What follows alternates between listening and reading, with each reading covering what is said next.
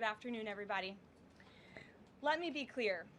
President Trump and his entire administration stand fully behind the heroic men and women of ICE and will always uphold law and order in the United States of America.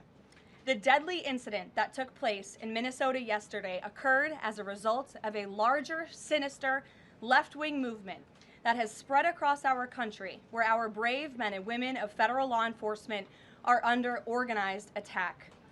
Right now, immigration and customs enforcement officers are facing a 1,200% increase in assaults, a 3,200% increase in vehicle rammings, and an 8,000% increase in death threats.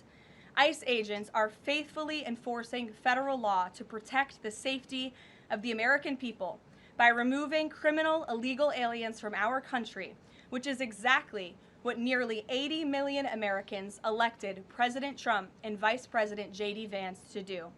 Radicals in the Democrat Party are furious over this. They don't want our border secured or criminal illegal aliens being removed.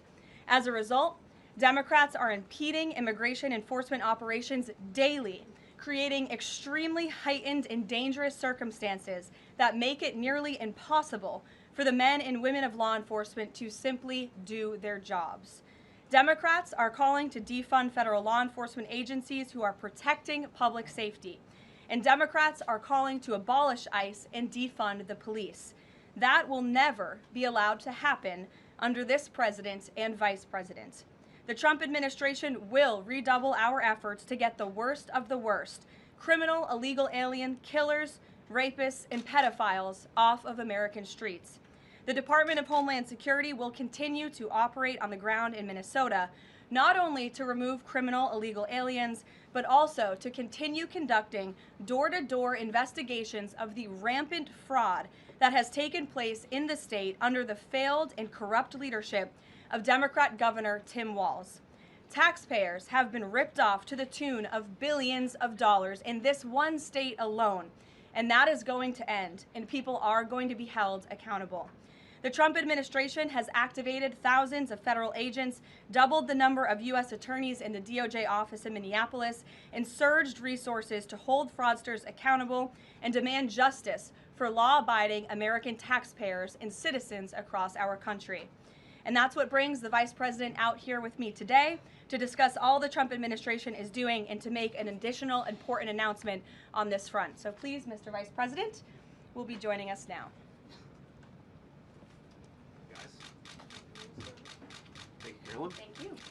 Great. Well, good afternoon, everybody. And I want to echo some of what Carolyn said about what we're doing to combat the rampant fraud that exists in our immigration system, thanks to failed politicians and thanks to people who allowed the American taxpayer to be taken advantage of for far too long.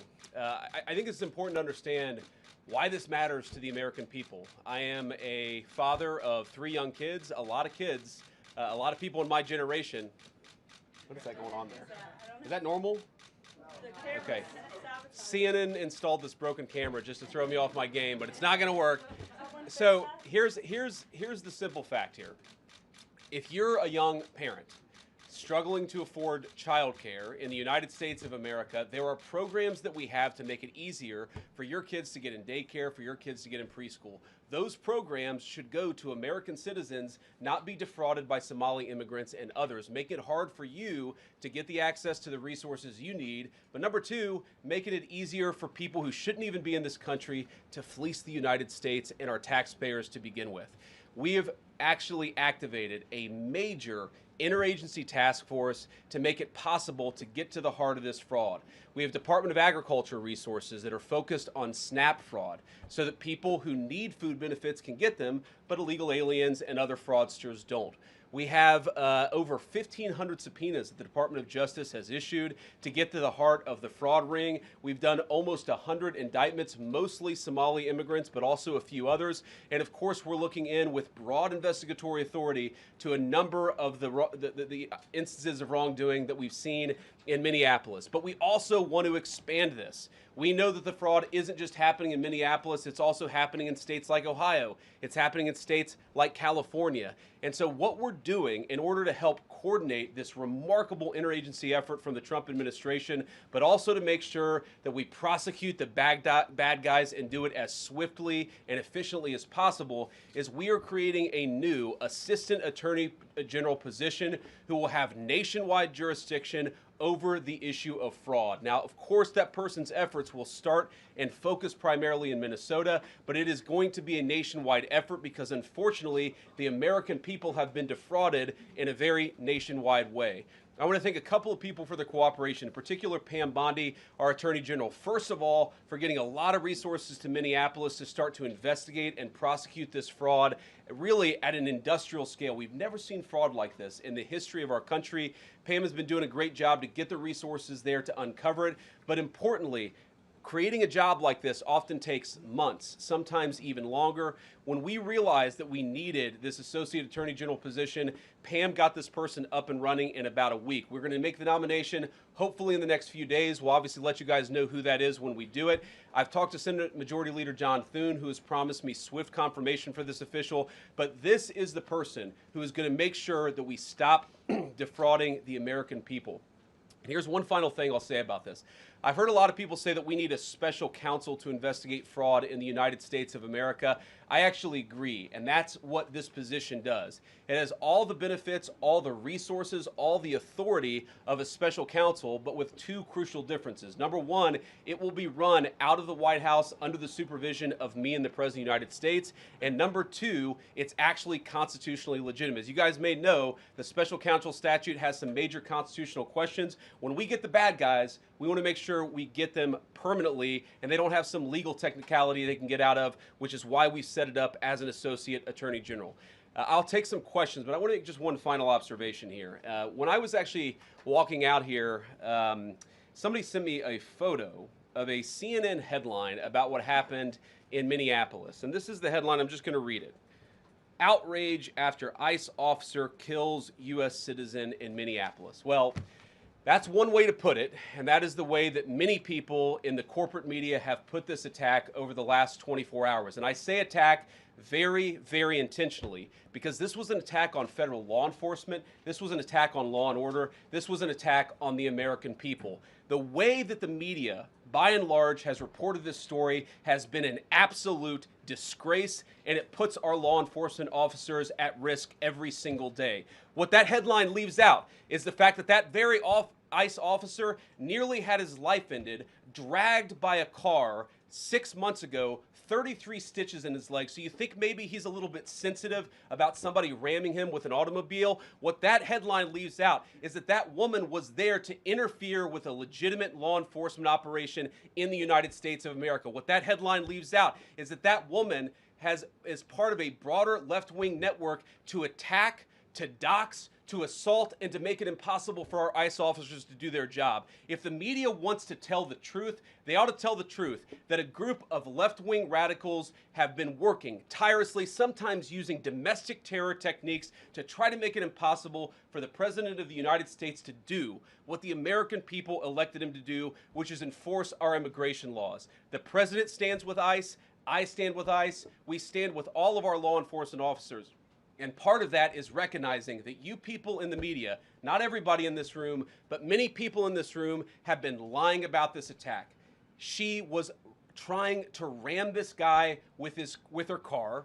He shot back. He defended himself. He's already been seriously wounded in law enforcement operations before, and everybody who's been repeating the lie that this is some innocent woman who was out for a drive in Minneapolis when a law enforcement officer shot at her, you should be ashamed of yourselves. Every single one of you. Questions? Thank you, Mr. Vice President. I wanted to read a quote from Tim Walz earlier today. He said, "When things looked bleak, it was Minnesota's first that held the line for the nation on July 3rd, 1863, and I think we may be in that moment now." Can you comment on his rhetoric and Mayor Jacob Frey and whether they want to see unrest in Minneapolis? Well, that's very tough rhetoric from a guy who just quit because his fraudulent activities have been uncovered. Look, Tim Walz is a joke. His entire administration has been a joke. The idea that he's some sort of freedom fighter, he's not. He's a guy who has enabled fraud and maybe, in fact, has participated in fraud. That's what this new Assistant Attorney General position is going to find out. I don't care what Tim Walz says. I care about getting to the bottom of this fraud for the American people, and I care about enforcing the nation's immigration laws. That's what we're going to stay focused on. Unrelated question here. I mean, Democrats have accused ICE of murder. They've said they're targeting Americans. They've told ICE to get the F out of Minnesota. This is going to stoke the fire against ICE agents. And you're talking about ICE agents right now and being concerned about them. What, if anything, is the administration going to do to make sure these folks are protected during these protests? But also, should DHS sort of revisit their procedures here? I mean, nobody wants to see an American killed. Are there changes that need to be made to make sure something like this doesn't happen again? Look, first of all, of course, nobody wants an American citizen to be killed. This is absolutely a tragedy, but it's a tragedy of the making of the far left. They have radicalized a very small segment of the population, taught them that ICE agents are engaging in wide-scale violation of people's rights.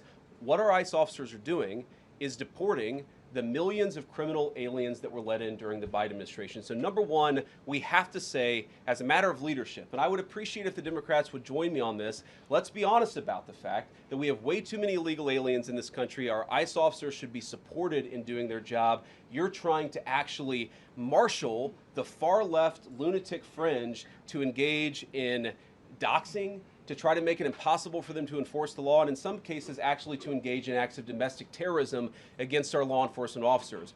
When you talk about different plans, different protocols, different policies, I forget exactly how you asked the question.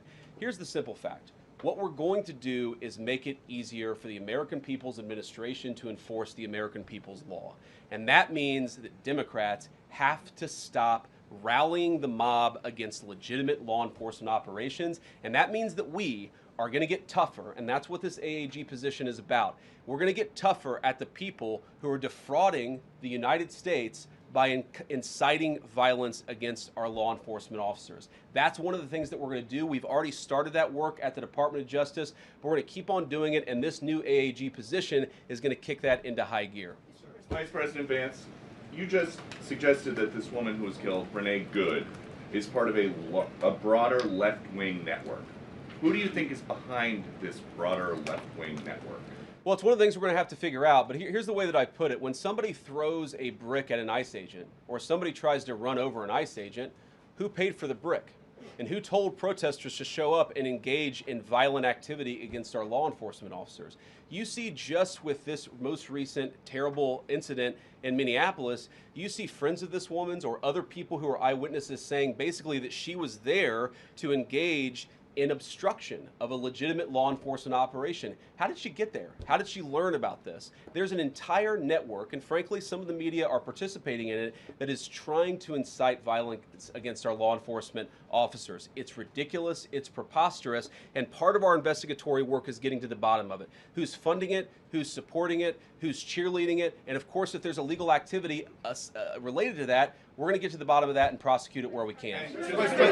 Vice President, thank you for taking questions today. Is there a risk with you describing her as a deranged leftist, talking about very specific facts of these events, when an investigation is just beginning? Are you preempting a thorough investigation by drawing such conclusions? And have you received any information beyond the videos we've seen publicly about this individual, her specific acts, that has informed your point of view? Well, first of all, the Department of Justice is going to investigate this. The Department of Homeland Security is already investigating this. But the simple fact is, what you see is what you get in this case. You have a woman who is trying to obstruct a legitimate law enforcement operation. Nobody debates that. You have a woman who aimed her car at a law enforcement officer and pressed on the accelerator. Nobody debates that. I can believe that her death is a tragedy, while also recognizing that it's a tragedy of her own making and a tragedy of the far left, who has marshaled an entire movement, a lunatic fringe, against our law enforcement officers. I think what is clearly happening here, and it's going to keep on happening unless the Democrats wake up and say, you know what, you don't have to agree with our immigration policies. You don't have to agree with what the president or the vice president believe about immigration enforcement, but why don't you take this to the ballot box? Why don't you vote? Why don't you organize? Instead, what some of them are doing is encouraging people to get violent with our law enforcement officials. It's disgraceful, and it's got to stop. Mr. President, Yeah. just to follow up on that question, and again, thank you for taking questions, Mr. Vice President. There's clearly a lot of emotion in Minnesota, across the country, over this incident. You're calling Renee Good a deranged leftist. There's been heated rhetoric that we've also heard from officials. What responsibility do you and the president have to diffuse some of the tension that we are seeing play out in Minnesota, bring down the temperature as this investigation is unfolding? What we have a responsibility to do is to protect the people who are enforcing the law and protect the country writ large. Whether you're Democrat or Republican, you deserve to have the people's laws enforced in the United States of America. Now, again, I'm not happy that this woman lost her life. I'm not happy that this woman was there at a protest violating the law by interfering with a law enforcement action. I think that we can all recognize that the best way to turn down the temperature is to tell people to take their concerns about immigration policy to the ballot box. Stop assaulting and stop inciting violence against our law enforcement officers. That's the best way to take down the temperature. And we're not going to give in to terrorism on this. And that's exactly what's happening. People trying to antagonize, to commit acts of violence. They throw bricks at them. Sometimes they shoot at them. Sometimes they dox them. Sometimes they go to their place of residence and harass their families. This is classic terrorism. And we cannot say that when a far left fringe is inciting violence against our brave law enforcement officials, that we're no longer going to enforce the law. That's rewarding the very people who are engaged in this garbage. The actual reward that they just got is a new assistant attorney general who is going to prosecute and investigate this stuff even more aggressively than before. Yeah. Thanks for taking my question. So the head of Minnesota's investigations agency says that the U.S. Attorney's Office has essentially cut off the state investigations agency's access to the investigation. What is the precedent for that, and why shouldn't the Minnesota officials on the ground have access and evidence to work on this investigation? First of all, I wish the state officials in Minnesota would investigate why you have so many people who are using their vehicles and other means to actually interfere with a legitimate law enforcement operation. The precedent here is very simple. You have a federal law enforcement official engaging in federal law enforcement action. That's a federal issue. That guy is protected by absolute immunity. He was doing his job. The idea that Tim Walz and a bunch of radicals in Minneapolis are going to go after and make this guy's life miserable because he was doing the job that he was asked to do is preposterous. The unprecedented thing is the idea that a local official can actually prosecute a federal official with absolute immunity. I've never seen anything like that. It would get tossed out by a judge. So what I'd like Minnesota to focus on is the real issue that they're encouraging people. Minneapolis officials are encouraging people to commit violence against ICE officials. It's ridiculous. It's got to stop. Go ahead. Mr. President, thank you. You said earlier that there's a left-wing network to attack, to dox, to assault, and make it impossible for ICE officers to do their job. You told my colleague just now that there's an investigation going on into that network. Yep. So if everything that you say is true, how does being part of that network justify being shot? Well, being part of the network doesn't justify being shot, but ramming an ICE officer with your car, that's what justifies being shot. It's not a good thing, by the way, but when you force somebody to engage in self-defense, it's almost a preposterous question. I'm not saying that funding some of this stuff justifies capital punishment. Nobody would suggest that. The reason this woman is dead is because she tried to ram somebody with her car and that guy acted in self-defense. That is why she lost her life, and that is the tragedy. Now, there may be other violations of the law and other penalties that are associated with those violations of the law. For example, if you are funding violence against our law enforcement officers, I'm not a prosecutor. My guess is that's not the sort of thing that earns capital punishment, but it should sure as hell earn you a few years in prison if you're funding the effort to try to assault our law enforcement officers. I'm sorry, guys. What's going on here? You guys are meant to report the truth. How have you let yourself become agents of propaganda of a radical fringe that's making it harder for us to enforce our laws? You just asked me a question that presumed that the reason why this woman died is because she was engaged in legitimate protest. She tried to run somebody over with her car, and the guy defended himself when that happened. Next question. The investigation is still ongoing. I said next question. Mr. Vice President, I mean, you presumably watched the video yourself. There's not the slightest doubt in your mind, having viewed it, that the victim, you still believe that she deliberately tried to ram him despite seeing this video? Look, I don't know what is in a person's heart or in a person's head, and obviously we're not going to get the chance to ask this woman what was going on. What I am certain of is that she violated the law. What I'm certain of is that that officer had every reason to think that he was under very serious threat for injury or in fact, his life.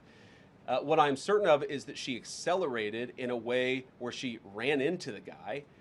I don't know what was in her heart and what was in her head, but I know that she violated the law, and I know that officer was acting in self-defense. It raises an interesting point, though. Look, if people want to say that we should have a legitimate debate about, what was she really doing, right? Was she panicking when she drove into this officer, or was she actually trying to ram him? That's a reasonable conversation. What's not reasonable is for so many of you to plaster all over the media that this was an innocent woman and that the ICE agent committed murder, which is what many of you have said explicitly and some of you have said implicitly.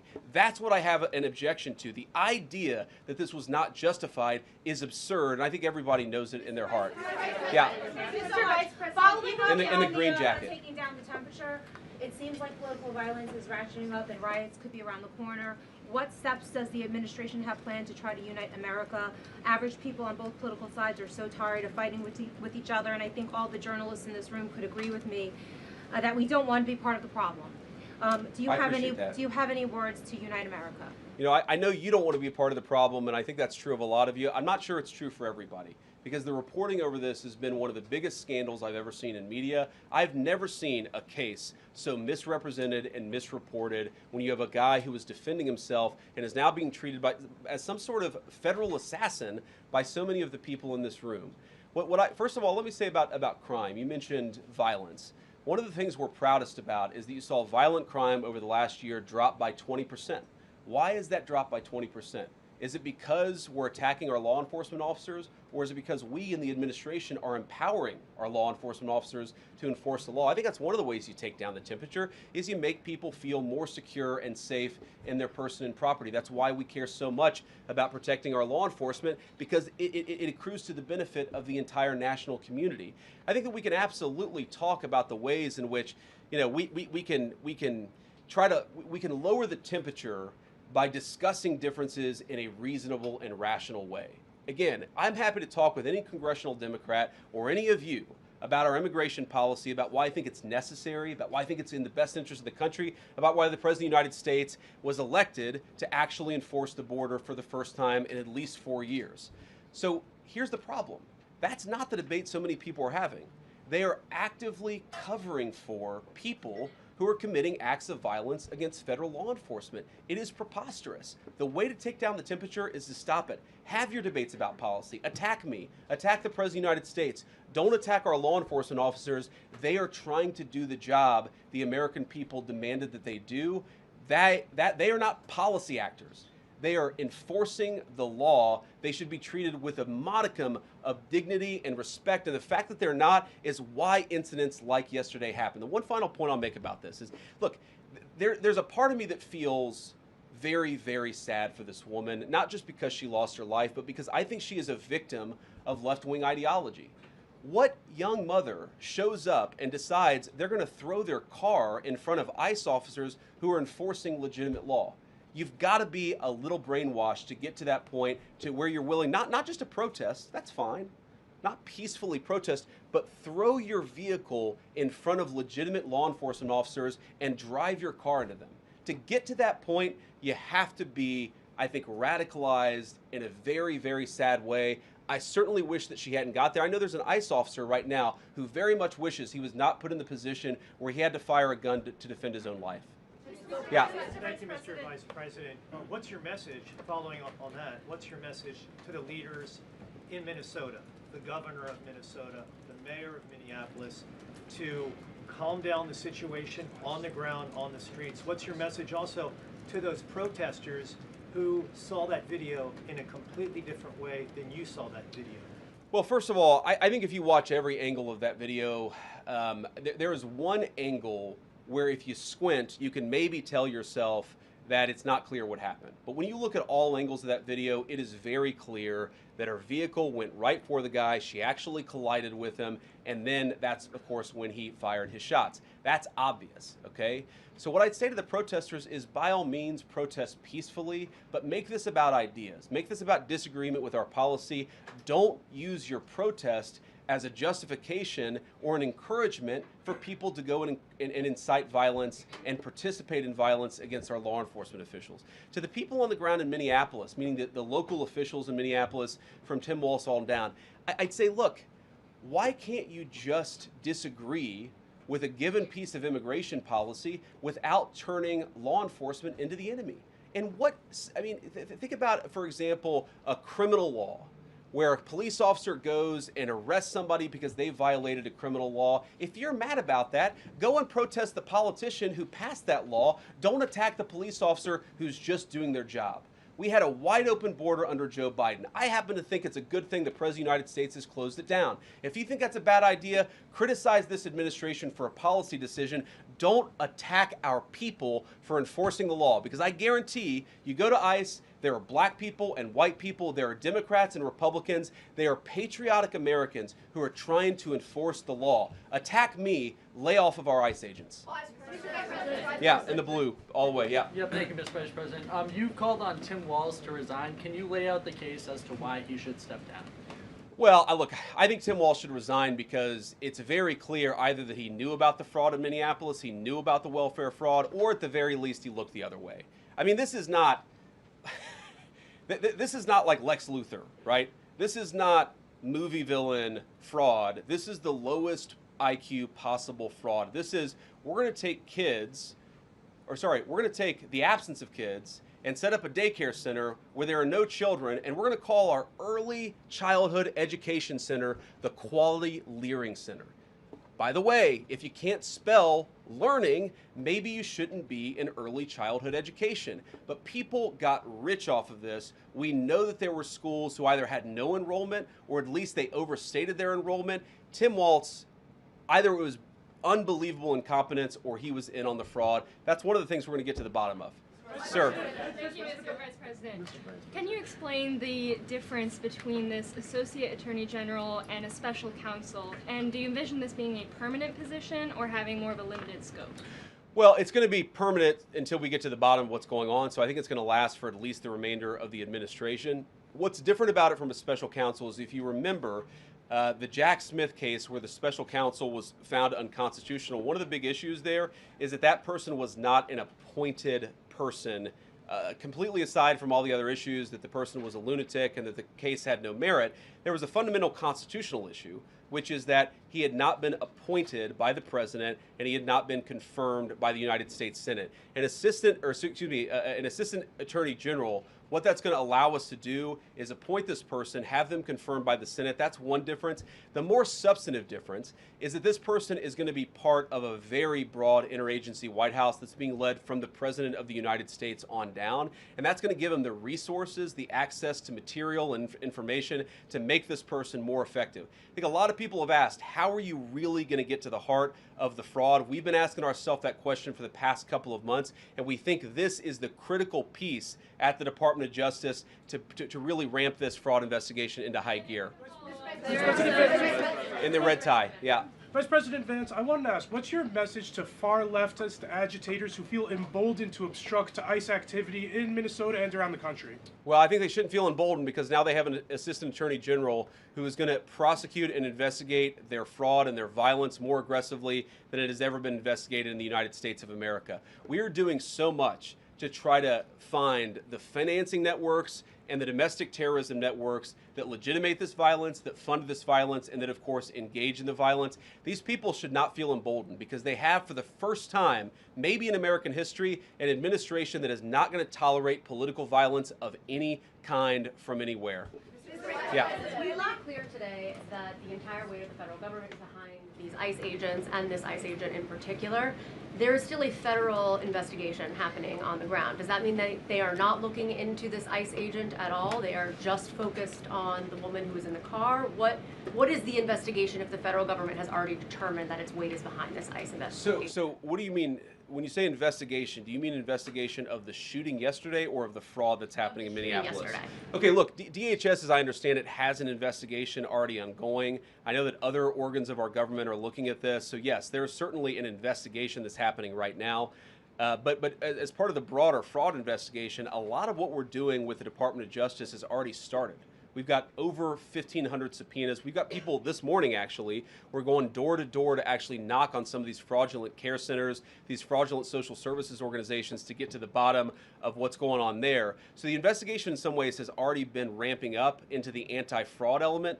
for at least a few weeks. What we're trying to do is supercharge it and make sure there's a designated person within the Department of Justice who completely controls that particular focus. Yeah. Just to follow up on that, Mr. Vice President, on the agent, is he still on duty or has he been placed on leave, on administrative leave? And what really was the target of the operation on Wednesday? Of the ICE operation on Wednesday? Well, first of all, it was a legitimate law enforcement operation. We were going door to door to try to find criminal illegal aliens and deport them from the United States of America, because if you come to our country illegally in violation of our immigration laws, then we have the mandate, and in fact we have the legal duty to enforce those immigration laws. Whether he's been placed on administrative leave, I don't know the answer to that question. I'd refer it to the Department of Homeland Security and they can follow up. I will say, look, I would appreciate everybody saying a prayer for that agent. Look, in the past 6 months, he has been hit twice by a motor vehicle. One time, the first time, it led to over 30 stitches and very serious injuries to his legs. This is a guy who's actually done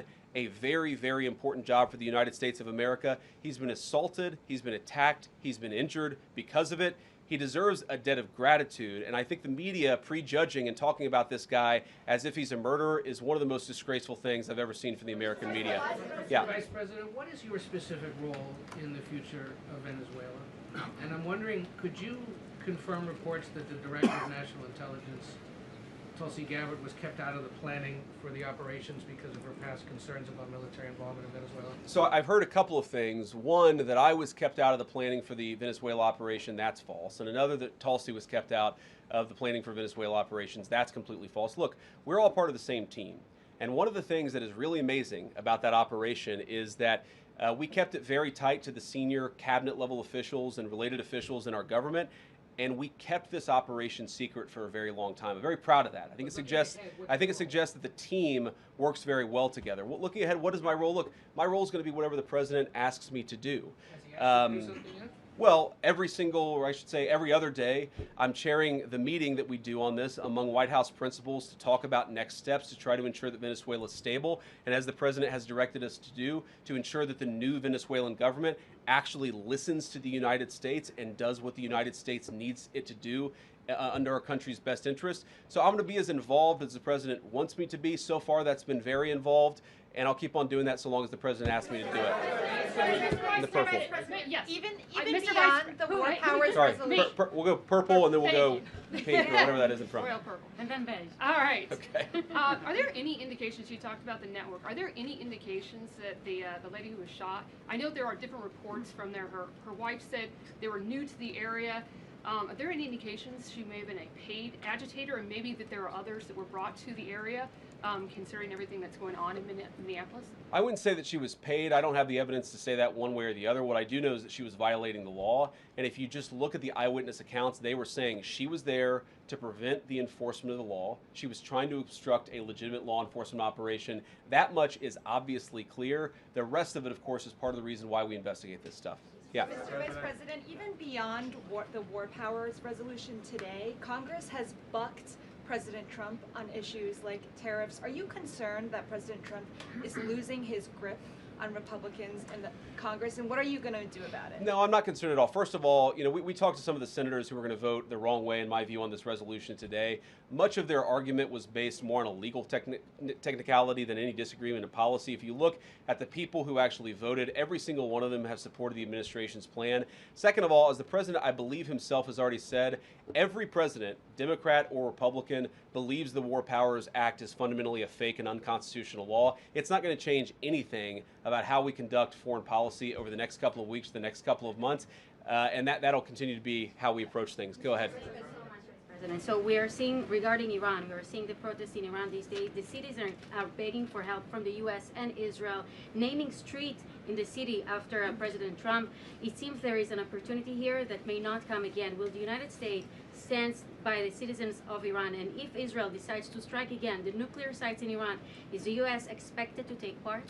Well, look, we certainly stand by anybody who's engaged in peaceful protest, anybody who's trying to exert their rights for free association and to have their voices heard.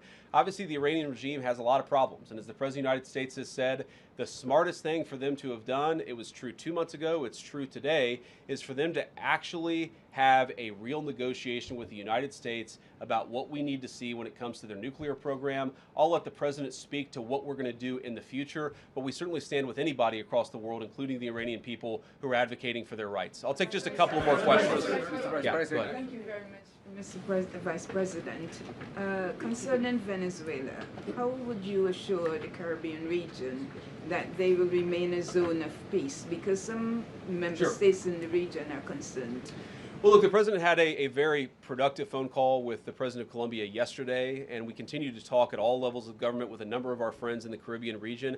I actually think this is really good for peace in the Caribbean, because when you take away a major source of illegal cartel revenue, which is the cocaine trade, the fentanyl trade, other sources of illicit revenue, you actually remove the power of one of the main destabilizing forces in Latin America and in the Caribbean. I really do think, look, we say it all the time, this is the president of peace. One of the ways that you establish peace in your own hemisphere is to make it clear that the United States is going to be respected, that the United States is willing to take power away from criminal cartel organizations and give it to legitimate governments. That's how we see the future of the Western Hemisphere, and we think it's going to be much more peaceful than it was certainly under Joe Biden. I'll take one more question. Go ahead. Mr. Vice President, thank you. On Greenland, do you have a message for European leaders? Many in Europe reject the idea that the island could be for sale. Well, first of all, Secretary Rubio, I believe, is meeting with the leaders of Denmark and Greenland next week, I want to say it is, but maybe it's the week after that.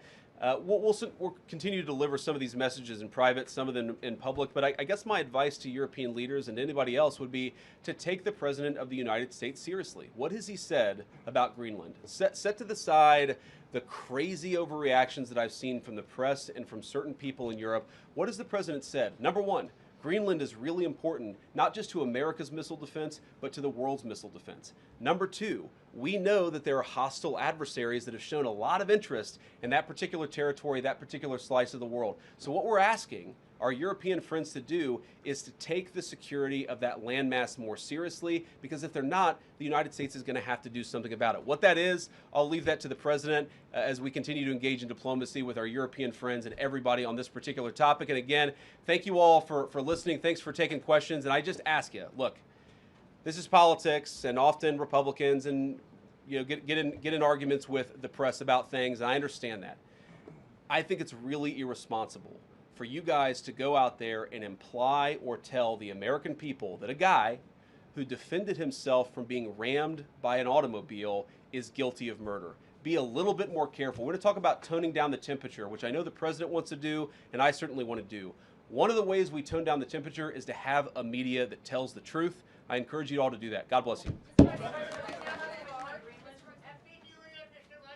Happy New Year, guys.